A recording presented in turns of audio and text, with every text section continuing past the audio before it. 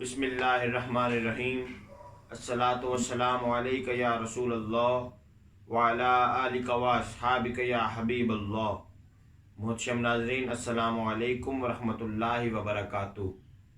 میں محمد حسنین رضا مجددی آپ کے سامنے پروگرام آؤ حدیث سیکھیں کا ایپیسوڈ 16 لے کر حاضر ہوں۔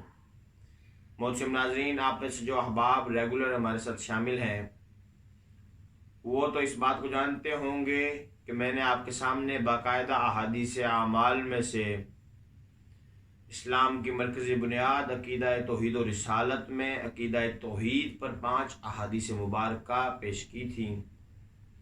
انشاءاللہ تعالی آج سے عقیدہ رسالت و ختم نبوت پر 5 احادیث مبارکہ میں آپ کے گوش گزار کرنے کا شرف حاصل کر رہا ہوں۔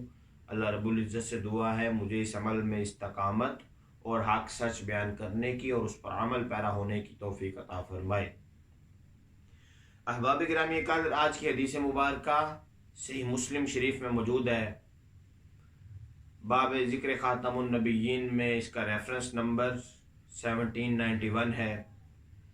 حضرت ابو ہریرہ رضی اللہ تعالی عنہ سے روایت ہے کہ میرے کریم آقا نے ارشاد فرمایا، میری اور مجھ سے پہلے آنے والے انبیاء کی مثال ایسے ہے کہ جیسے کسی شخص نے ایک گھر تعمیر کیا اور اس گھر کو خوب آرائستہ کیا اور ایک گوشے میں ایک اینٹ کی جگہ چھوڑ دی۔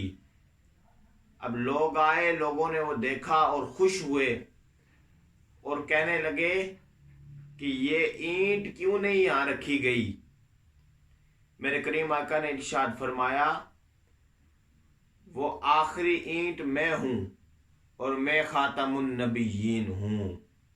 احباب گرامی قدر، آپ اس حدیث مبارکہ سے ہم پر واضح ہو گیا، میرے کریم آقا نے خود ارشاد فرما دیا کہ وہ آخری اینٹ میں ہوں، یعنی کاشانہ نبوت کی آخری اینٹ بن کر میرے کریم آقا تشریف لائے۔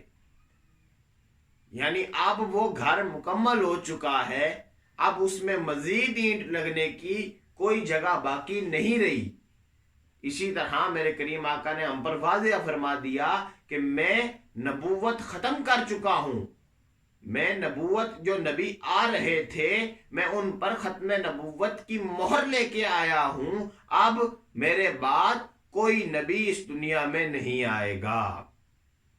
اللہ رب العزت سے دعا ہے کہ ہمیں اپنے عقائد کی حفاظت کرتے ہوئے اچھی نیتوں کے ساتھ نیک اعمال کرنے کی توفیق عطا فرمائے۔ احباب گرامی قدر، اس میں ایک اور ضروری بات میں نے آپ کے ساتھ شیئر کرنی تھی کہ آپ یہ جو روز کا ایک نیک بات سنتے ہیں اسے ضرور آگے پہنچایا کریں، اسے شیئر کیا کریں اور ریگولر ہوا کریں، روز کی بات روز سنا کریں، تاکہ ہماری ٹیم کو بھی کچھ پتہ چلے کہ ہم یہ جو کاوش کر رہے ہیں اس میں آپ ہمارے ساتھ کس حد تک شریک ہیں۔ اور یہ بات یاد رکھیں کہ جو بندہ نیک بات آگے پہنچاتا ہے اسے اس کا ضرور اجر ملتا ہے۔ اللہ رب العزت سے دعا ہے کہ میرا مالک ہر دیکھنے والے کی خیر فرمائے۔